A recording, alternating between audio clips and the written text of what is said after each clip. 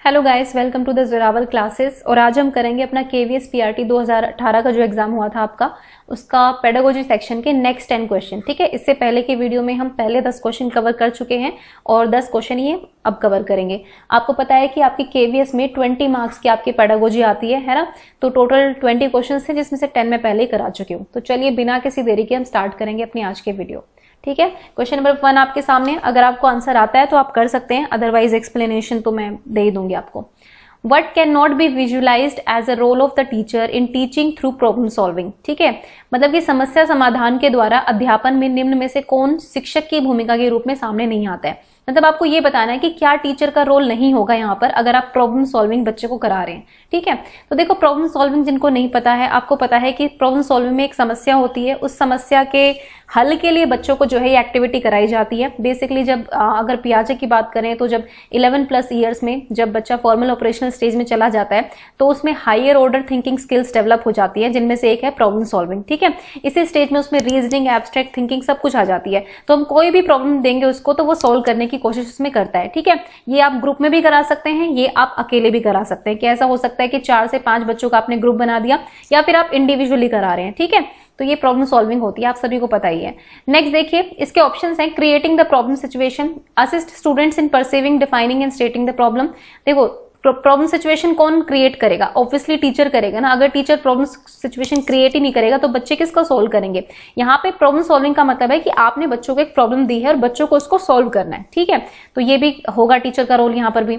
उसके बाद है assist students in perceiving, defining, stating the problem. अब भाई कई हो सकता है कि आपने कैसी प्रॉब्लम दे दी है, कुछ बच्चों को प्रॉब्लम भी समझ में नहीं आई, तो वो सॉल्यूशन क्या ढूंढेंगे? तो आपको यहाँ पर सबसे पहले ये बताना पड़ेगा कि प्रॉब्लम है क्या, उसको अच्छे तरीके से आपको स्टेट करना पड़ेगा, डिफाइन करना पड़ेगा कि एग्जैक्ट आपको ये करना है इसमें। ठीक है, मतलब अगर ऐसी प्रॉब्लम होगी जिसमें 2 तरीके के मीनिंग निकलते हैं ना, कुछ बच्चे कुछ चीज समझ रहे हैं, दूसरा बच्चा कुछ और चीज समझ रहा है कि प्रॉब्लम ये है, लेकिन एक्चुअल में प्रॉब्लम कुछ और होती है, तो इस तरह की प्रॉब्लम्स में बच्चे अपने आप कंफ्यूज हो जाएंगे। तो आपको प्रॉब्लम को क्लियर करना बहुत जरूरी है, तो ये भी टीचर का रोल है।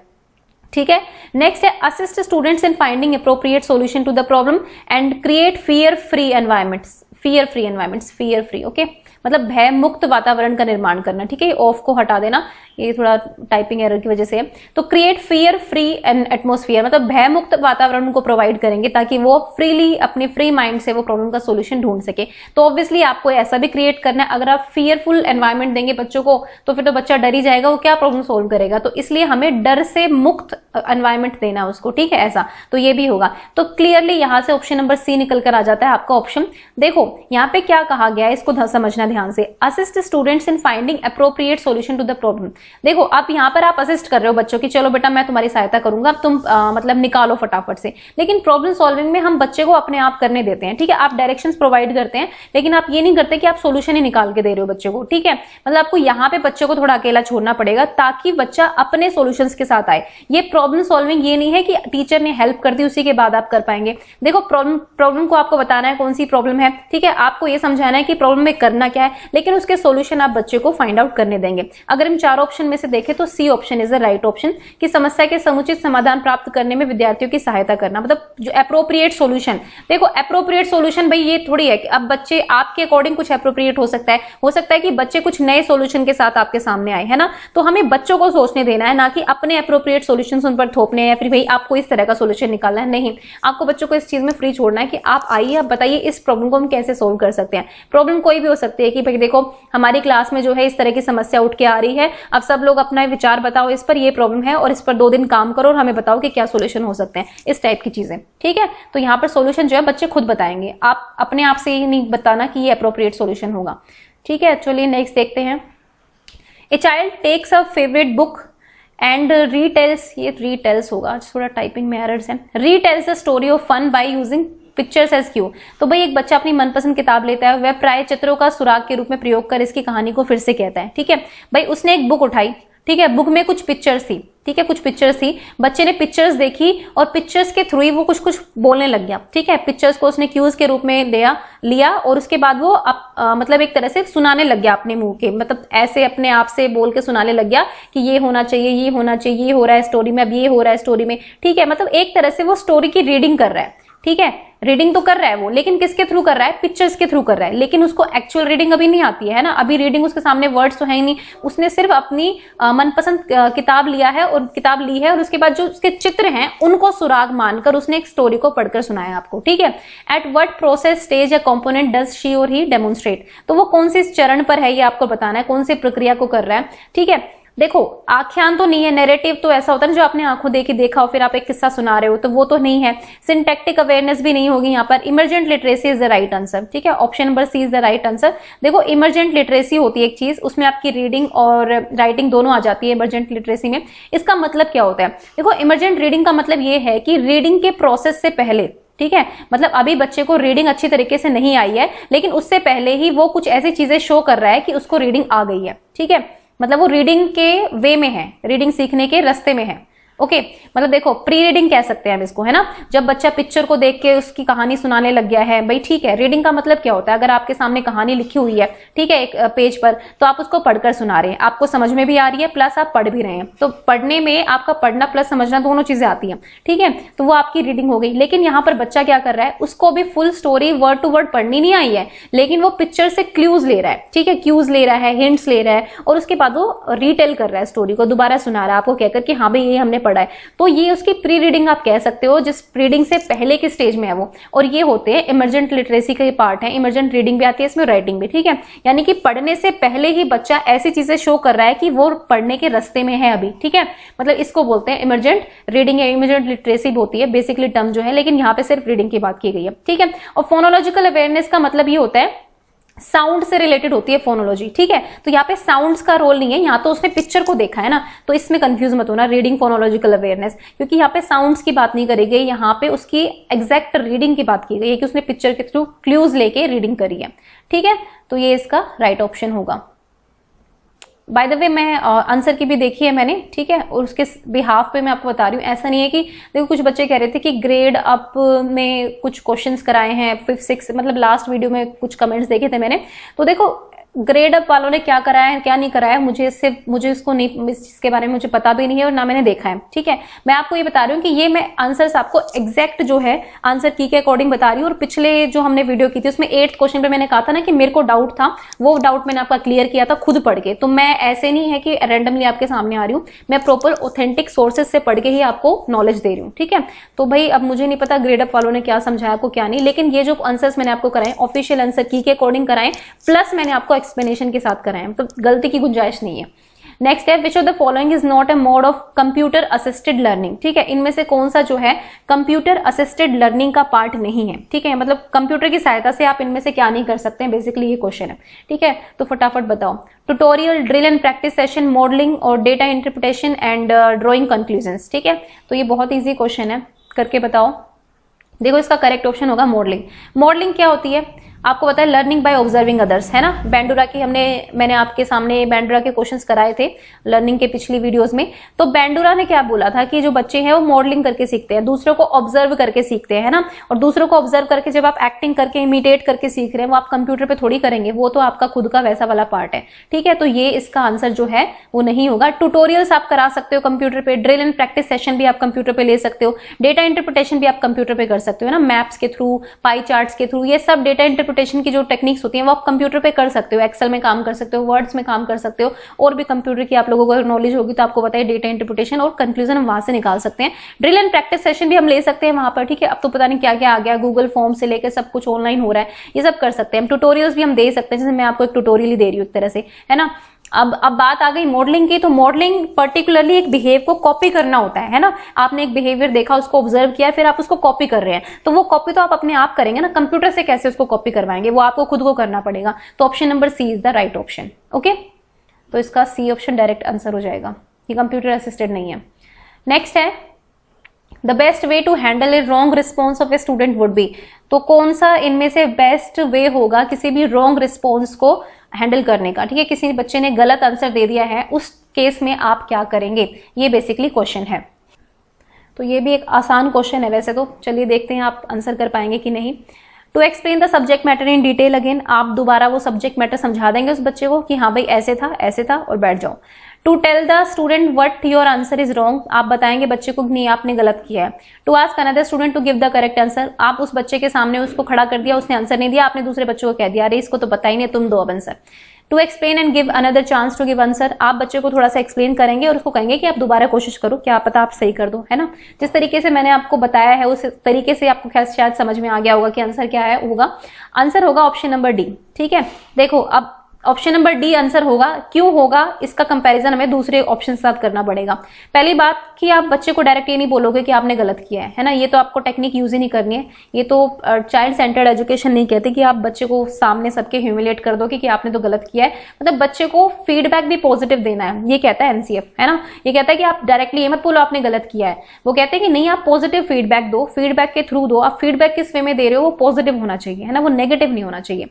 To ask another student to give the correct answer, अगर आपने बच्चे ने नहीं बताया आपने दूसरे को दे दिया, ये चीज ना पहले होती थी हमारे टाइम पे जब हम पढ़ते थे। ट्रेडिशनल अप्रोच है ये लर्निंग की कि हमने आंसर नहीं दिया तो हमें बैठा दिया, तुम छोड़ो तुम आंसर दो। मतलब फिर इस बच्चे ने सीखा क्या, अब उसको ये भी नहीं पता, उसको ये तो समझ में आ गया कि मेरा आंसर गलत है, लेकिन उसको ऐसे बैठा दिया, ठीक है, उससे कुछ पूछने की भी कोशिश नहीं करी कि आपको क्यों नहीं आंसर आया, कुछ जानने की कोशिश नहीं करी, तो ये भी ऑप्शन गलत होगा। To explain the subject matter, ये ठीक हो सकता है ना, ये ए ठीक हो सकता है, लेकिन हमें ज्यादा इफेक्टिव ढूंढना है, बेस्ट वे ढूंढना है। तो देखो आपने सिर्फ सब्जेक्ट मैटर बता दिया अगेन दोबारा से, ठीक है। इसमें यह नहीं कहा गया कि आपने बच्चे को क्या रोल दिया, यहाँ पे आपने कहा है कि आपने एक्सप्लेन किया और आपने बच्चे को दूसरा चांस दिया, है ना। जब हमें खुद को जब दूसरा चांस मिलता है, सपोज हमें एक बार किसी केवीएस के एग्जाम में मान लो हम नहीं क्वालिफाई कर पाए, लेकिन हमें दूसरा चांस मिला, तो हमें कितनी खुशी होती है ना कि चलो हमें दूसरा चांस मिल रहा है, हम इसमें गलती नहीं करेंगे या जो भी करेंगे। तो ये मतलब ह्यूमन नेचर है, आपको दूसरा मौका तो देना ही पड़ेगा ना बच्चे को। आपने खुद अभी थोड़ा सा एक्सप्लेन कर दिया और आप कहेंगे बच्चे को बेटा चलो आप कोई बात नहीं अब बताओ, आप मैंने आपको एक्सप्लेन कर दिया ना अब बताओ, और फिर बच्चा खुद रियलाइज करेगा कि हाँ भाई पहली बार मैंने गलती कर दी थी और आपने गलत भी नहीं बोला बच्चे को, बच्चा समझ भी गया चीज को, है ना। तो ऐसे करना है। तो option number D is the correct option. Okay, तो ये इसका करेक्ट ऑप्शन होगा। नेक्स्ट देखते हैं, ये क्वेश्चन मैं आपको एक वीडियो में करवा चुकी हूँ जब मैं पियाजे-वाइगोत्स्की करा रही थी, तो ठीक है, बस अभी सिर्फ आंसर को देखेंगे, आप सभी को पता ही होगा। सेंसरी मोटर में आपकी ऑब्जेक्ट परमानेंस आ जाती है, प्री ऑपरेशनल में आपका ईगोसेंट्रिज्म होता है, कंक्रीट में आप रिवर्सिबल थिंकिंग करना स्टार्ट कर देते हैं, आप लॉजिकल आपकी चीजें जो है वो लॉजिकल हो जाती हैं। ऑब्जेक्ट्स और इवेंट्स को लेकर आपके सामने ऑब्जेक्ट्स हैं, आपके सामने कुछ घटनाएं हो रही हैं, तो आप उनके प्रति रिवर्सिबल थिंकिंग करना स्टार्ट कर देते हो, ठीक है, क्योंकि आपके अंदर जो लॉजिकल थिंकिंग है वो डेवलप हो जाती है। फॉर्मल ऑपरेशन में आप डिडक्टिव रीजनिंग करने लग जाते हो, ठीक है। तो ये तो दो तो होंगे ही नहीं, इंटेंस सेल्फ अवेयरनेस और रिपीटेटिव टास्क की पियाजे बात नहीं करते हैं। तो सेंसरी मोटर का सेकंड हो गया, बी का आपका थर्ड हो गया, ठीक है। तो option number A is the right option, और ये मैंने आपको लास्ट वीडियो में करा दिया था डिटेल में जो पियाजे-वाइगोत्स्की की थी, ठीक है। तो ये क्वेश्चन भी आया था। अब देखो इजी क्वेश्चन भी आ रहे हैं ना, ऐसा नहीं है कि सिर्फ मुश्किल क्वेश्चन आते हैं। आप लोग कह रहे थे कि इजी है, तो ये अब केवीएस का ही पेपर है, अब खुद देखना कि 20 में से कितने नंबर मिले आपको अगर इस क्वेश्चन पेपर को आपने सोल्व किया होता तो। Social maturity is best characterized by, भाई सोशल मैच्योर है, सोशली आप मैच्योर हैं, सामाजिक रूप से आप परिपक्व हो गए हैं, ये इनमें से किसके थ्रू आपको पता चलेगा, ठीक है। चलो फटाफट से बताओ इसका answer. Ability to win friends and influence people, यदि आप मित्रों को जीतने और लोगों को प्रभावित कर सके, ठीक है, तो इसके थ्रू आप सोशल मैच्योर हो जाएंगे। हाई लेवल ऑफ पर्सनल, अपना खुद का एडजस्टमेंट आपको करना आ गया हो, या फिर आप उच्च स्तर की सामाजिक समरसता आप में आ गई हो, ठीक है, या फिर आप में इंटीग्रेशन है, मतलब आप व्यक्तिगत आवश्यकताओं और समाज की आवश्यकताओं दोनों को साथ लेकर चल रहे हैं और दोनों में आपने समन्वय कर लिया है। तो कौन सा ऑप्शन सही होगा बताइए फटाफट। तो देखो इसका option number D is the correct option, है ना। सबसे सही भी यही लग रहा है, मतलब अगर आप देखें तो अपने नजरिए से आप देखेंगे तो यही लगेगा। देखो इसमें सिर्फ पर्सनल लेवल की बात की गई है, इसमें सिर्फ सोशल लेवल की बात करी गई है, जबकि दोनों का मिक्सचर चाहिए हमें, उसी को तो बोलते हैं सोशल मैच्योरिटी। जब आप अपनी आवश्यकताओं और समाज की आवश्यकताओं के बीच समन्वय कर लेते हैं आप, ठीक है, दूसरों को समझने लग जाते हैं, अपने आप को तो समझते ही हैं, उसके अकॉर्डिंग जो है आप दूसरों के साथ भी एडजस्टमेंट करना स्टार्ट कर देते हैं, ठीक है, दूसरों की भी पर्सपेक्टिव को समझने लग जाते हैं, तो वो आपका सोशल मैच्योरिटी कहलाती है। तो ये दो तो हट ही गए। Ability to win friends and influence people, आप दोस्तों को जीतना और लोगों को प्रभावित करना, है ना। अब प्रभावित करना मीन्स क्या, आप तो ऐसे सब किसी की झूठी तारीफ करके भी लोगों को प्रभावित कर सकते हो, है ना, मतलब मीठा मीठा बोल बोल के भी अंदर से मन में कुछ और भी हो सकता है। तो ये तो सोशल मैच्योरिटी नहीं हुई ना। सोशल मैच्योरिटी का मतलब होता है कि जब आप समाज की आवश्यकताओं और अपनी आवश्यकताओं के बीच में आप एडजस्टमेंट करना सीख गए हो, आपको पता होता है कि कहाँ आपको झुकना है, कहाँ आपको नहीं झुकना है, ठीक है, आपको कौन सी चीजों में स्पष्ट बात कहनी है, कौन सी चीजों में नहीं कहनी है। मतलब जब आपको इस तरह की चीजें आ जाती है ना, जब आप दोनों की डिमांड्स में जो है एडजस्टमेंट करना सीख जाते हैं, तो वो आपकी सोशल मैच्योरिटी कहलाती है, ठीक है। तो option number D is the right option. Next देखते हैं, identification of learning gaps of children, plugging them is done through team teaching, reflective teaching, reteaching, remedial teaching. तो फटाफट बताइए इसका आंसर। ये तो बहुत इजी क्वेश्चन है, मैंने आपको शायद लास्ट में डायग्नोस्टिक कराया था तो उस टाइम पे मैंने बताई भी था, आपको ये चीज बताई भी थी। तो देखो क्या करेंगे, आपको जब लर्निंग गैप्स पहचानने हैं, मैंने पिछली वीडियो में आपको कुछ ऑप्शन दिए थे, जैसे कि 73 + 24 ऐसे बच्चा प्लस करता है, सपोज 9 है, ठीक है, यहाँ पे 12 लिख देगा, यहाँ पे 9 लिख देगा, ठीक है। तो कुछ लर्निंग गैप्स है, ये तो सिर्फ इसका है। सपोज आप कोई कॉन्सेप्ट भी सिखा रहे हैं, आपने क्लाउड्स का कॉन्सेप्ट सिखाया बच्चे को, है ना, उसको समझ में नहीं आया क्लाउड्स क्या है, कुछ ना कुछ लर्निंग गैप्स रह जाते हैं। कोई बहुत सारी चीजें होती हैं जो आप सिखाते हैं पर बच्चे उसको किसी और डायरेक्शन में मोड़ देते हैं, मतलब उनको अपनी समझ के अकॉर्डिंग कुछ और ही समझ लेते हैं ना, तो कुछ लर्निंग गैप्स हमेशा रह जाते हैं। तो वो आप किस तरह से करेंगे, जैसे पिछले क्वेश्चन में आया था ना कि 5वीं क्लास का एक टेस्ट लिया गया था मैथ का, जिसमें मोस्टली बच्चे फेल हो गए। तो मैंने क्या कहा था, आपने फॉर्मेटिव असेसमेंट कर लिया है, उसके बाद आप डायग्नोसिस करेंगे कि इतने सारे बच्चे फेल कैसे हुए ना, ये आप पता लगाएंगे डायग्नोस्टिक टेस्ट के थ्रू, ठीक है। डायग्नोसिस करेंगे बच्चों का, बच्चों से कारण जानने की कोशिश करेंगे, इंडिविजुअली आप करेंगे या फिर ग्रुप में भी आप कर सकते हैं। उसके बाद जो है आपको जब कारण पता चल जाएगा तो आप करेंगे रेमेडियल टीचिंग, ठीक है, रेमेडियल टीचिंग। अब आप सुधारात्मक शिक्षण करेंगे, ठीक है, उपचारित शिक्षण करेंगे कि अब हम क्या कर सकते हैं, ठीक है। तो this is the answer, option number C is the right answer, ठीक है। अगर आपको लर्निंग गैप्स पता चल गए हैं, ठीक है, और मतलब plugging them is done through, मतलब आपको लर्निंग गैप्स पता चल चुके हैं, अब उनको आप कैसे निराकरण करेंगे, उनका किस तरह से उनको भरेंगे, वो आप किसके थ्रू करेंगे, आप रेमेडियल टीचिंग के थ्रू करेंगे, है ना। हम वीक लर्नर्स को अगर पढ़ाते हैं तो हम भी ऐसे तो करते हैं, रेमेडियल टीचिंग भी, इन बच्चों को अच्छे से समझ में नहीं आया, आपने डायग्नोसिस किया कि क्या कारण रह गए, कौन से कंसेप्ट क्लियर नहीं हुए, उसके बाद आप रेमेडियल टीचिंग कर रहे हैं। नेक्स्ट है, school curriculum can be best defined as. तो स्कूल करिकुलम यानी कि विद्यालय पाठ्यक्रम की सर्वाधिक सटीक परिभाषा क्या होगी, ये आपको बताना है, ठीक है। ये भी एक डायरेक्ट सा क्वेश्चन था, मतलब ज्यादा मुश्किल नहीं लगा मुझे, तो बताओ फटाफट।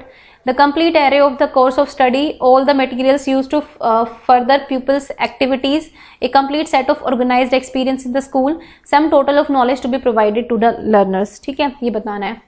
तो देखो इसका complete array of the course of study पे जो भी आप कोर्स कर रहे हैं उसका कंप्लीट एक वो पाठ्यक्रम की पूर्ण सारणी आपके सामने है, आपको वो करना है। All the materials used to further pupils activities, ठीक है, मतलब उनकी एक्टिविटीज को और बढ़ाने के लिए कुछ और भी मटेरियल यूज कर रहे हैं, तो ये तो हो ही नहीं सकता, ठीक है, सिर्फ मटेरियल की बात हो रही है। Complete set of organised experience in the school, तो option number C is the right option. आपने जो भी एक्सपीरियंस स्कूल में दिया है, भले ही वो कुछ भी है, भले ही वो आपका एनुअल फंक्शन भी आ गया उसके अंदर, आपके कार्निवल्स भी आ गए उसके अंदर, आपने कोई एक्टिविटी कराई है, आपने कैंपेनिंग कराई है, आपने कोई शपथ समारोह रखा था, सब कुछ जो भी आप स्कूल में करा रहे हैं वो सब कुछ आपके करिकुलम का पार्ट होता है, ठीक है। Sum total of knowledge to be provided, क्या नॉलेज, मतलब यहाँ पे सम टोटल ऑफ नॉलेज, कौन सी नॉलेज, कौन से ज्ञान की बात आप कर रहे हैं ना, प्रोवाइडेड टू द लर्नर्स, यहाँ पे फिर स्कूल अलग से मेंशन नहीं है, ठीक है, तो ये आप इसका नहीं हो सकता आंसर। मतलब अगर हम इनमें से सटीक आंसर देखें ना तो ऑप्शन नंबर सी बेस्ट बैठता है कि एक ऑर्गेनाइज्ड एक्सपीरियंस होता है, ठीक है, ऐसा नहीं है कि स्कूल में आप अनऑर्गेनाइज होते हैं। यहाँ पे सम टोटल ऑफ नॉलेज बोला गया है, अब इसमें क्लैरिटी नहीं हो रही है कि किस तरह की नॉलेज की बात हो रही है, ठीक है। दूसरी चीज यहाँ पे ऑर्गेनाइजेशन की बात नहीं है ना, अगर हम स्कूल की बात करें तो स्कूल करिकुलम जो है वो ऑर्गेनाइज्ड होना चाहिए, तो करेक्ट जो भाषा का यूज किया गया है वो ऑप्शन नंबर सी में किया गया है, इसलिए option number C is the right option. Complete array of the course of study, पाठ्यक्रम की पूर्ण सारणी, तो ये भी नहीं होगा, ठीक है, यहाँ पर आपको एक्सपीरियंसेस भी ऐड करने पड़ेंगे। कोर्स ऑफ स्टडी तो जो भी आप कोर्स में पढ़ते हैं वो तो करना ही होता है, उसके अलावा कुछ एक्स्ट्रा चीजें भी होती हैं जो स्कूल में होती रहती हैं, वो भले ही आपका सफाई अभियान हो, वो भी तो आपको कुछ ना कुछ सिखा रहा है ना, तो वो भी आपका किस में आता है, स्कूल करिकुलम में आता है। तो option number C is the right option. मतलब इस क्वेश्चन में सिर्फ आपको भाषा समझनी थी, उसके अलावा इस क्वेश्चन में ज्यादा कुछ नहीं था, ठीक है। तो आप देखो कि क्वेश्चन जो है ऐसे भी आ रहे हैं जिसमें शायद आपने इतना सब कुछ ना भी पढ़ा हो, लेकिन आपको एक जनरल नॉलेज होनी चाहिए कि अगर आप टीचर हैं तो आप किस तरह से डील करेंगे चीजों को, मतलब इस टाइप के क्वेश्चन भी आपको देखने को मिल रहे हैं, ठीक है। लेकिन बस वही है कि चाइल्ड सेंटर्ड एजुकेशन आपने पढ़ी हुई होनी चाहिए कि यहाँ पे बच्चों के हिसाब से आपको किस तरह से डील करना है। नेक्स्ट है, which of the following best describes the effect of heredity upon development, ठीक है, तो ये आपको बताना है। ये क्वेश्चन थोड़ा सा मैं कहूंगी थोड़ा सा मुश्किल है, ठीक है, लेकिन फिर भी कोशिश करो, ट्राई करो। मतलब अगर फर्स्ट टाइम देखें तो मुझे लगता है कि थोड़ा सा डिफिकल्ट लेवल है ना, हेरिडिटी एनवायरमेंट का। ये क्वेश्चन मैंने आपको जानबूझ के हेरिडिटी और एनवायरमेंट वाले में नहीं किया था, क्योंकि मैंने सोचा हुआ था इसको मैं तभी लूंगी जब आपका पेपर लूंगी ये वाला, ठीक है। तो बताइए फटाफट इसका आंसर क्या होगा कि भाई हेरिडिटी यह तय करती है कि हम कहाँ तक जाएंगे, ठीक है। इसमें सिर्फ आपको ना इन पे मतलब हेल्पिंग वर्ब से और इन सब पे मॉडल्स वगैरह पे ध्यान देना है। It determines how far we can go, it is a prime determinant of how far we will go, ठीक है। जिन वर्ड्स को मैं हाईलाइट कर रही हूँ ना वो देखना एक बार। उसके बाद it is the prime determinant how far we can go. ठीक है, अब देखो मैंने आपको एक चीज बताई थी हेरिडिटी एंड डेवलपमेंट में कि कुछ मानते हैं कि हेरिडिटी का ज्यादा रोल होता है, कुछ मानते हैं कि एनवायरमेंट का ज्यादा रोल हो रहा है, लेकिन ये 50-50 भी नहीं है रेशो। ठीक है, ये मत समझना कि 50-50 रेशो में काम करता है, नहीं। हो सकता है किसी बच्चे में हेरिडिटी का ज्यादा इन्फ्लुएंस है, एनवायरमेंट का कम हो गया, किसी में जो है हेरिडिटी कम है, एनवायरमेंट ज्यादा अच्छा मिल गया तो उसका इन्फ्लुएंस ज्यादा हो गया। तो ये रेशो जो है ना वेरी करता है, इंडिविजुअल डिफरेंसेस होते हैं। ठीक है, तो अगर मैं बात करूं सी और डी ऑप्शन की, तो यहाँ पे प्राइम की बात कर दी इन्होंने पहले कि भाई ये मुख्य निर्धारक होता है, ये बताएगा कहां तक जाएंगे। ठीक है, ये नहीं हो सकता, मुख्य तो हो ही नहीं सकता ना। नेक्स्ट अगेन यही है कि हम कहां तक जा सकते हैं। देखो जा सकते हैं में है संभावनाएं होती हैं, है ना, और जाएंगे में ये होता है कि हाँ भाई जाएंगे ही। ठीक है, वो चीज तो होगी ही, तो यहाँ पर संभावना है। ठीक है, संभावना होती है, लेकिन यहाँ पर प्राइम बोल दिया है, इसीलिए क्वेश्चन गलत हो जाता है। अब इसका option number B is the correct option. ठीक है, देखो यहां पर संभावना है कि ये डिटरमाइन कर सकती है कि हम कहां तक जा सकते हैं। ठीक है, मतलब ऑब्वियसली हेरिडिटी पर बहुत कुछ डिपेंड करता है। ठीक है, अगर मान लो एनवायरमेंट अच्छा ना मिले तो पूरा रोल जो है हेरिडिटी निभा जाती है वहां पर। ठीक है, अगर एनवायरमेंट बहुत अच्छा मिले तो क्या पता है कि इस हेरिडिटी को जो है सरपास कर जाए और फिर एनवायरमेंट के थ्रू बच्चा और अच्छे से लर्न कर पाए। तो मतलब यहाँ पे इस स्टेटमेंट का मतलब हुआ कि ये एक तरह से डिटरमाइन करती है कि हम कहां तक जा सकते हैं। हो सकता है कि वहां तक जा सकते हैं या फिर ना भी जा पाए, है ना, दोनों केस हो जाते हैं। लेकिन यहाँ पर देखिए, यहाँ पर ये क्लियरली लिखा हुआ है कि यह तय करती है कि हम कहां तक जाएंगे, मतलब ये तय कर देती है कि हम कहां तक जाएंगे। ठीक है, तो ये इसका आंसर नहीं हो सकता, option number C is the right option. मतलब यहाँ पर सिर्फ मैं कहूंगी शब्दों से खेला गया है, वरना क्वेश्चन जो है अगर डीप नॉलेज अगर आपको पता है ना कि हेरिडिटी और एनवायरमेंट है, अच्छी तरह से सोचना पड़ता। ऑब्वियसली मैं ये नहीं कह रही कि मैं क्वेश्चन गलत नहीं कर सकती थी, हो सकता है मैं भी ये क्वेश्चन गलत कर सकती थी। ऐसा बिल्कुल नहीं है कि ये मतलब मैं बहुत परफेक्ट हूं या मैं एक्सप्लेन कर रही हूं तो मतलब मैं बिल्कुल ठीक करके आती, ऐसा बिल्कुल नहीं कहूंगी, क्योंकि ये क्वेश्चन था फंसाने वाला, है ना, ये थोड़ा क्वेश्चन फंसाने वाला था। तो मैंने आपको ये अपने तरीके से समझा दिया है कि इसमें से हम किस तरह से एलिमिनेट करेंगे, क्योंकि यहाँ पे प्राइम की बात हो गई तो मुख्य तो हम पहले से डिसाइड नहीं कर सकते कि ये मुख्य होगा। ठीक है, फिर यहाँ पे इन्होंने कहा कि जाएगी, अब यहाँ पे है वी कैन गो, ये बस मतलब संभावनाएं दर्शाई जा रही है इसमें। हाँ भाई संभावना तो ऑब्वियसली होती है, एनवायरमेंट भी तय कर सकता है और हेरिडिटी भी तय कर सकती है ना, लेकिन यहाँ पे फिक्स नहीं है कि कहां तक जाएंगी। तो इसीलिए option number B is the correct option. Okay, मतलब बस बात है समझाने की, क्योंकि जब मैं आपको पढ़ाने के लिए आती हूँ तो ऑब्वियसली मैं प्रिपेयर करके आती हूँ थोड़ा सा कि मुझे किस तरह के एग्जांपल्स देने हैं, किस तरह से मैंने देखना है, और मैं बुक्स सब कुछ देख के आती हूँ, ऐसे बिना देखे कुछ भी मैं नहीं आती हूँ आपके सामने। The most important issue of a multi level situation. ठीक है, मल्टी लेवल सिचुएशन यानी कि जहाँ पे बहुत सारे लेवल के बच्चे एक ही क्लास में पढ़ रहे हैं, जैसे सपोज एवरेज, वीक, ठीक है, डिसेबल, सब लोग यहीं पे पढ़ रहे हैं सब। तो इस सिचुएशन में सबसे इंपॉर्टेंट इशू क्या होता है वो आपको बताना है। सीकिंग कोऑपरेशन अमंग स्टूडेंट, ठीक है, मतलब कि विद्यार्थियों से सहयोग की मांग करना। क्लास साइज एक्सीडिंग 30, मतलब क्लास साइज 30 से ज्यादा हो जाता है तो बहुत मुश्किल हो जाती है। Addressing the learning needs of the different level of students, different grade simultaneously. ठीक है, मतलब लर्निंग नीड जो होती है डिफरेंट लेवल के बच्चों की, और मतलब जो डिफरेंट ग्रेड्स के हैं उन सब के साथ एक तरह से हमें हर चीज को लेके चलना पड़ता है। या फिर अरेंजिंग अप्रोप्रिएट टीलम, तो मतलब यहाँ पे इशू है मोस्ट इंपॉर्टेंट इशू, यहाँ पे एक तरह से महत्वपूर्ण विषय की बात की गई है कि जब आपके पास मल्टी लेवल क्लास है तो उस टाइम पे आपके लिए सबसे बड़ी कंसर्न क्या होती है, सबसे बड़ा आपके पास मुद्दा क्या होता है जानने का। ठीक है, तो देखो सीकिंग कोऑपरेशन अमंग स्टूडेंट्स, तो भाई कोऑपरेशन तो आप ले ही आएंगे, ऐसा तो है नहीं कि बच्चे आपकी बिल्कुल सारी बात नकार देंगे। कोऑपरेशन तो होता है क्लास में, जनरली आप क्लास में जाते हैं ना, आप कहते हैं कि बेटा इसकी हेल्प कर दो, बच्चे करते हैं, वो इतना मना नहीं करते हैं आपको कि नहीं हम तो मैडम बिल्कुल नहीं करेंगे, ऐसा तो होता ही नहीं है। 2-4 बच्चे होते हैं अड़ियल, लेकिन वो भी टैकल हो जाते हैं। ठीक है, तो ये ऑप्शन नहीं हो सकता। अब क्लास साइज की आप यहाँ पर बात नहीं कर सकते, यहाँ पे क्वालिटी एजुकेशन की बात हो रही है ना, मतलब सिर्फ ये फैक्टर इंपॉर्टेंट नहीं होता है, मतलब लोग 70-70 बच्चों को भी अच्छे से हैंडल कर लेते हैं। मतलब बता रही हूँ मैं आपको, ये इशू आप ऐसे उठा नहीं सकते कि मेरी क्लास में 30 से ज्यादा बच्चे हैं तो मैं तो नहीं कर सकता कुछ भी, क्योंकि ये सबसे बड़ी प्रॉब्लम है। ये सबसे बड़ी प्रॉब्लम नहीं है, इवन 40 का रेशो तो आप मानकर ही चलिए हर क्लास में जो है आपको मिलेगा।